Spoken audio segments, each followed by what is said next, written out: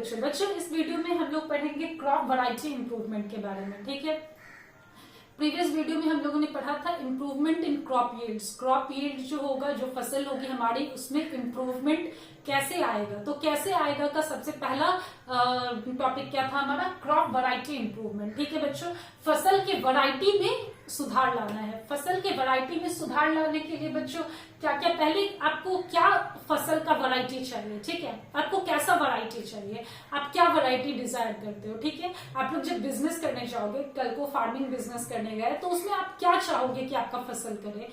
आप चाहोगे कि वो ज्यादा से ज्यादा उपज दे, है ना बच्चों, ये सब कुछ आप चाहोगे। ज्यादा से ज्यादा उसका प्रोडक्ट का जो क्वालिटी हो वो बहुत बेस्ट हो, ताकि मार्केट में आपको अच्छा रेट मिले, है ना। उसके बाद डिजीज रेसिस्टेंट हो, उसको कोई डिजीज ना लगे, वो सारे डिजीज से रेसिस्टेंट हो, उसको कोई बीमारी ना हो जाए, कोई कीड़ा ना लगे। रिस्पॉन्स टू फर्टिलाइजर्स, अगर उसको खाद वाद भी डाला गया, फर्टिलाइजर्स बच्चों केमिकल होता है ना, तो केमिकल वगैरह अगर कुछ भी उस सॉइल में डाला गया तो वो रेसिस्टेंट हो उससे, उसको ये ना हो कि फर्टिलाइजर्स डाला गया, केमिकल्स डाला गया तो वो बर्बाद हो जाए, ऐसा ना हो। एडवर्स क्लाइमेटिक कंडीशन, वो सुखाड़ वगैरह, ड्राउट्स को भी रेसिस्ट करे, और फ्लड जो बाढ़ आती है उसको भी रेसिस्ट करे। ठीक है बच्चों, ये सब कुछ आप चाहोगे वैरायटी। अब ये वैरायटी बच्चों कैसे आएगा, किसी सीड्स में, किसी क्रॉप में ये वैरायटी हम लोग कैसे डालेंगे ये फसल। तो बच्चों हम लोग क्या कर सकते हैं, पहला मेथड है हम लोग हाइब्रिडाइजेशन करें। हाइब्रिडाइजेशन क्या होता है बच्चों, हाइब्रिडाइजेशन होता है बच्चों दो डिफरेंट सीड्स का, मान लो ये एक सीड है, ये ए सीड है मान लो, और ये बी सीड है।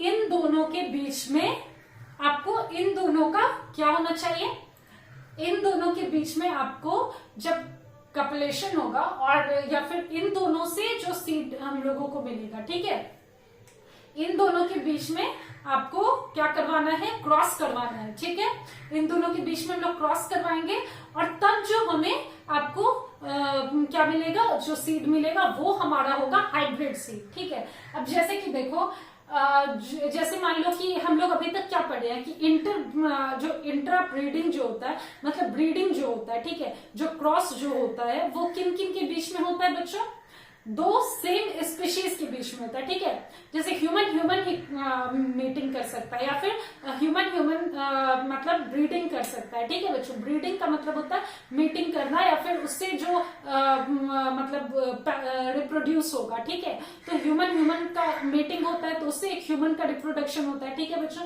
तो उसी तरीके से बच्चों दो स्पीशीज के ही बीच में, दो सिमिलर स्पीशीज के ही बीच में ब्रीडिंग होता है। ये मैंने आपको प्रीवियस वीडियो में बताया, दो सिमिलर स्पीशीज के बीच में ब्रीडिंग होगा। तो बच्चों हाइब्रिडाइजेशन में क्या होता है, दो डिफरेंट स्पीशीज के भी बीच में ब्रीडिंग हो सकता है, उसको इंटर स्पेसिफिक कहेंगे। दो डिफरेंट स्पीशीज के बीच में, मान लो टमाटर है, टमाटर मान लो, ठीक है, तो ये एक स्पीशीज है टोमेटो। ठीक है, टोमेटो एक स्पीशीज है, और पोटैटो एक स्पीशीज है। ठीक है बच्चों, तो हम लोग सोचे कि टोमेटो और पोटैटो के बीच में हम लोग ब्रीडिंग करा देते हैं, तो इससे हमको जो पोटैटो मिलेगा वो हमारा बहुत ही अच्छा क्वालिटी का होगा। ठीक है बच्चों, तो हम लोग पोटैटो एक ले आएंगे। ठीक है बच्चों, क्योंकि ये हमारा बहुत अच्छे क्वालिटी का होगा। उसी तरीके से बच्चों आप देखते होंगे कि स्पीशीज होता है कॉलीफ्लावर का, कॉलीफ्लावर का एक आपको पर्पल स्पीशीज होता है, एक ग्रीन होता है। ठीक है, तो ये सब कॉलीफ्लावर्स के, एक आप देखोगे ग्रीन टोमेटोज होता है, एक देखोगे आप रेड टोमेटोज होता है। ठीक है, आलू का ही कितना सारे स्पीशीज देखोगे, एक रेड आलू होता है, एक व्हाइट आलू होता है ना बच्चों।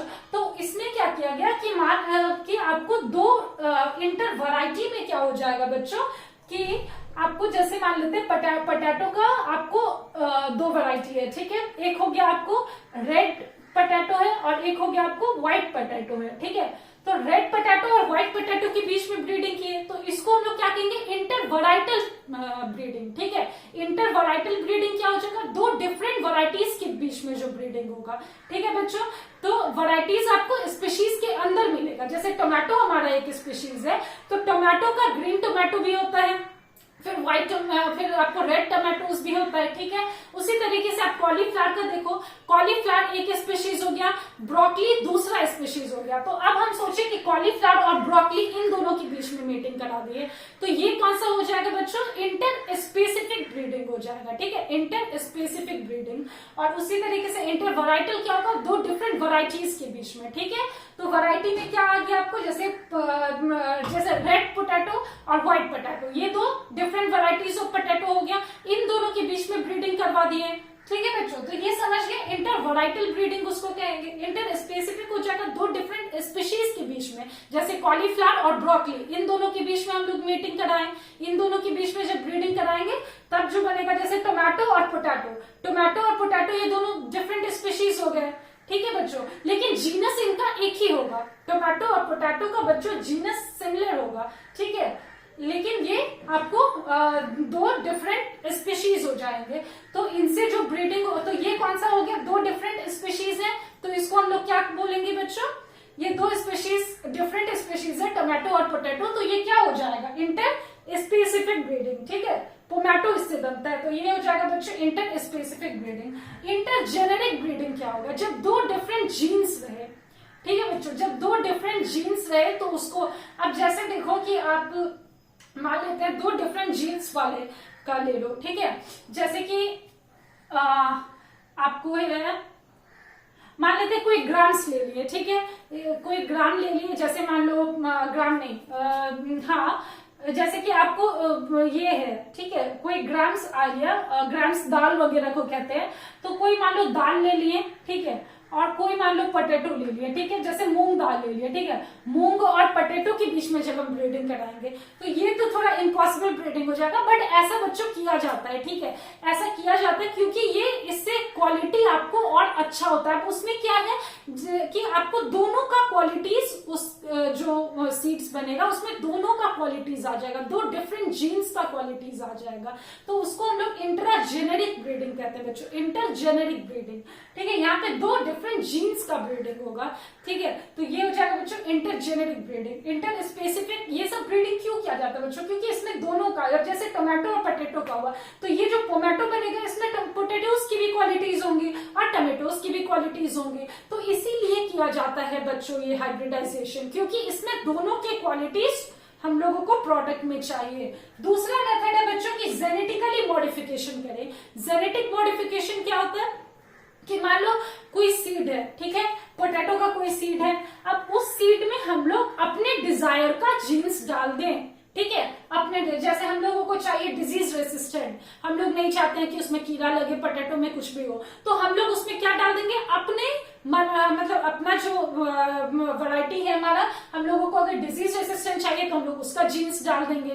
ठीक है, या हम लोगों को हाई यील्ड चाहिए, हम लोग चाहते हैं कि बहुत अच्छा यील्ड ही करे पोटैटो, बहुत अच्छी फसल हो पोटैटो की, तो हम लोग क्या करेंगे, उसमें हाई यील्ड वाली जीन्स डाल देंगे। या फिर हम लोग चाहते हैं कि उसकी प्रोडक्ट क्वालिटी अच्छी हो, उसकी जो न्यूट्रिशनल वैल्यू हो, जैसे पोटैटो आपको कार्बोहाइड्रेट देता है, फैट्स देता है, तो वो कार्बोहाइड्रेट और फैट्स में बहुत ही रिच हो, तो अगर हम लोग ऐसा वैरायटी चाहेंगे तो हम लोग वैसी जीन्स उसमें डाल सकते हैं। तो इसको बच्चों लोग क्या कहते हैं, जेनेटिकली मॉडिफिकेशन। यहाँ पे हम लोग किए हैं, उसके जीन्स को मॉडिफाई कर दिए हैं। ठीक है, उसमें जो हम लोग डिजायर्ड में, हमारा जो डिजायर्ड क्वालिटी है वो हम लेकर के उसमें डाल दिए हैं, जीन्स में इंसर्ट कर दिए हैं उस सीड में, तो वो क्या हुआ, वो जेनेटिकली मॉडिफाइड हो गया, उसका जीन्स ही थोड़ा मॉडिफाइड हो गया, तो वो उससे रेसिस्ट हो जाएगा।